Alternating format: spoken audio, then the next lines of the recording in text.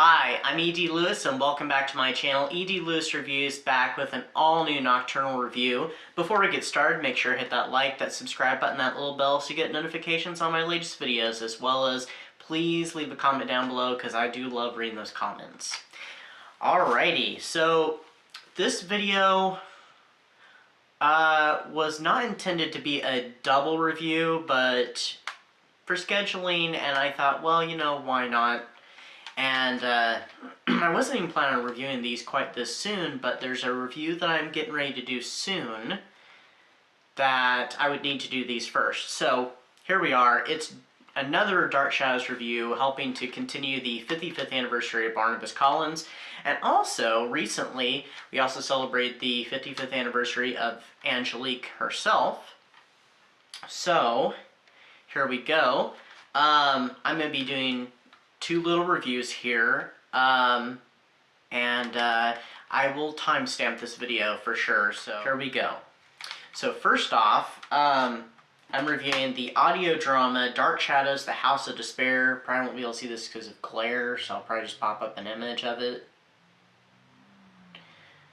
But it came out in 2006, and it starred David Selby back as Quentin Collins, who his anniversary is coming up, I think maybe about a year from now or so. I think a year from now this month, I think. I'm not sure.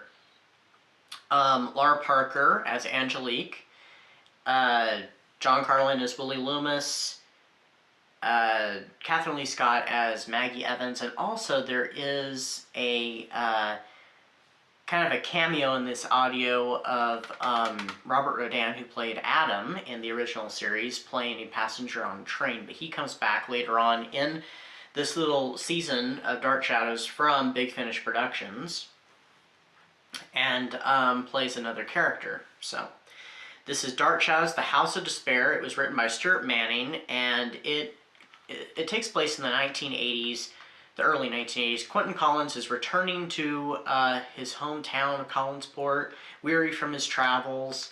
It's just time to come back. He's been running from himself and from the darkness of his family for so long. He's just tired of all that. He wants to, literally, like he says, I'm tired of running, I want to go home. Sorry about that. I'm going to try and pick up where I left off. There was some malfunctions going on, so I think I've got them all under control now. So anyway, like I said, Quentin has been running and he wants to come home, and so when he returns, Collinsport is not as he remembers it. It's completely haunted. I mean, it's always been haunted by the Collins family, but it's especially so now. So, and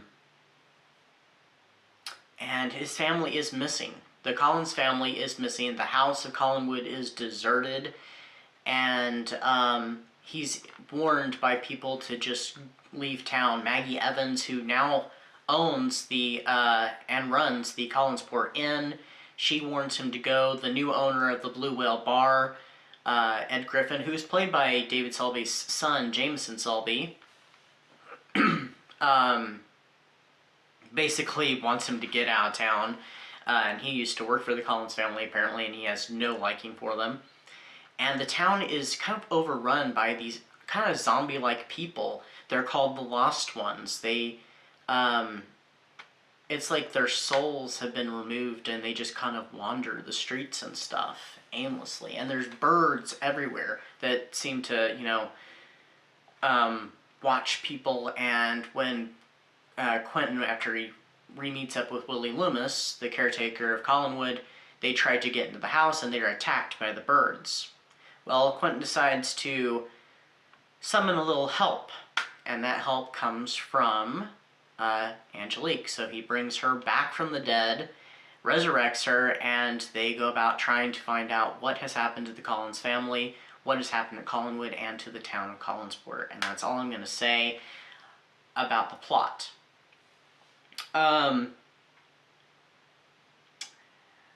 The way that this one is done and the second one, they're done in like 4 episodes. It's like an hour-long audio drama or so, and it's divided up into 4 episodes, kind of like the TV series. And except for, of course, the plot lines in the TV show. It was a soap opera. It would be long-winded. It'd take weeks. Well, this only takes 4 episodes to resolve the entire thing, and they're only about 20-some minutes long, 20-some minutes, something like that. So they're about the length of a regular episode of the show.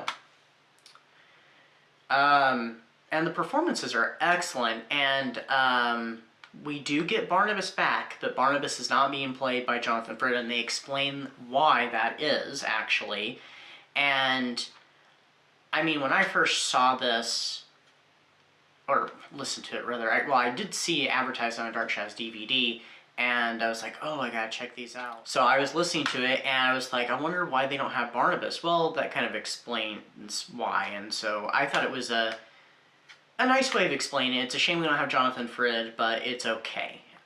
The performer, Andrew Collins, actually does a pretty good job as Barnabas. He doesn't exactly deliver Barnabas's lines the way Jonathan Frid would, but that's more of a comment, though, on the next one, sorry.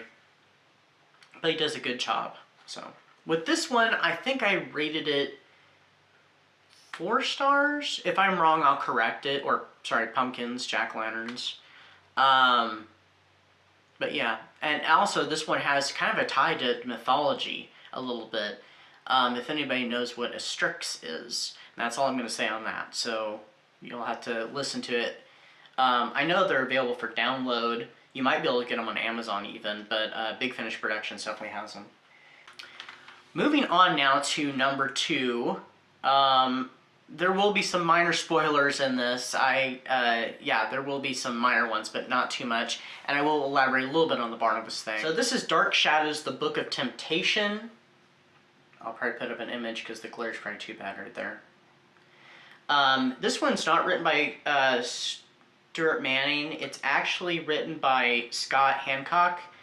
And it stars, of course, the same people. It has David Selby as Quentin, Catherine Lee Scott as Maggie, Lara Parker as Angelique, and John Carlin as Willie Loomis, and Andrew Collins as Barnabas Collins.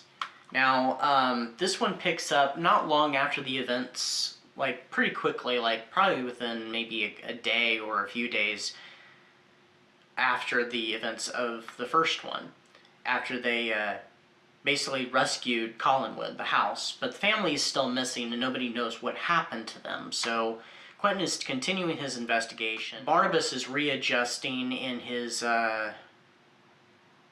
let's just say this, his new form. And you'll have to listen to the audios to find out why I say that. And Maggie, after what happened to Willie Loomis at the ending of the Breeze, when Maggie is kind of nursing him back to health, and she wants to know what happened to him. So she goes up to Collinwood to confront Quentin, and she ends up re-meeting Angelique. She doesn't remember her from the past, of course. And she ends up stumbling upon a book in one of the rooms of the house, and she reads it, and it seems to unleash some powerful spirits and some sort of force that's been residing in the house, kind of in the background, I suppose, like many of the things at Collinwood seem to reside in the background until they're stumbled upon. And so this one focuses a little more on Maggie. She's kind of the center of it, so that was kind of nice to see this. She does have some nice exchanges with, like, Willie, of course, and Quentin, and especially with Barnabas, and getting reacquainted with Barnabas and that whole situation. Of course, she's left in the dark about what's going on. But to reiterate what I started to mention in the previous section, the review on the first one, Andrew Collins doesn't really deliver the lines like Barnabas would. Of course, I don't think they're exactly Jonathan Frid would, and I don't think they're quite written the way Jonathan Frid probably would have delivered these lines. But, I mean, there's a few spots that I could hear Jonathan Frid possibly say, but others, it just doesn't seem quite. It's definitely a new Barnabas. And, I mean, it's the same character, but it's a new Barnabas, and I kind of wonder, under his situation, maybe there's some sort of influence there. And maybe that's the why. I mean, there's some other ones where they mention Barnabas, or like, this one, which I still have right here next to me, the one I reviewed before, The Night Whispers, which had Jonathan Frid, which sounds like Barnabas, sounds like Jonathan Frid Barnabas. So I think it's written in a little differently with a particular intention in mind.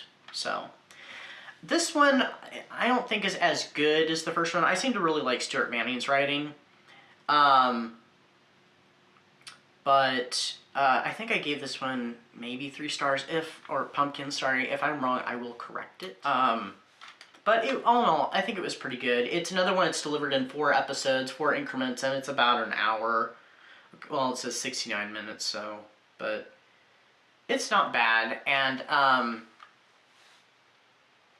like I said, the performances are excellent, though. They're, you know, I cannot compliment them enough. It's like re-meeting old friends, really, because I think everybody's, you know, pretty much on their top game for the most part.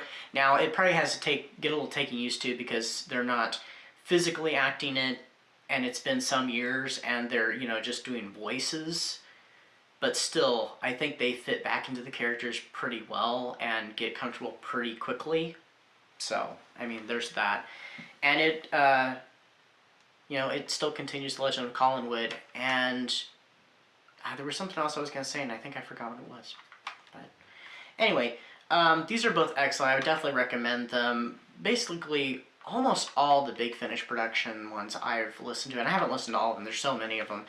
I've liked, for the most part. Some of them much more than others, but yeah, I think I like this entire season. Now, I do have another Dark Shadows video coming up soonish, so do stay tuned for that.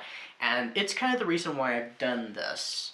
So, done these 2 at this time and together. So, anyway, that's my review. I hope everybody's having a safe and spooky holiday season. Hope everybody's also staying warm, unless you live in a warm climate. In that case, I hope you're staying cool.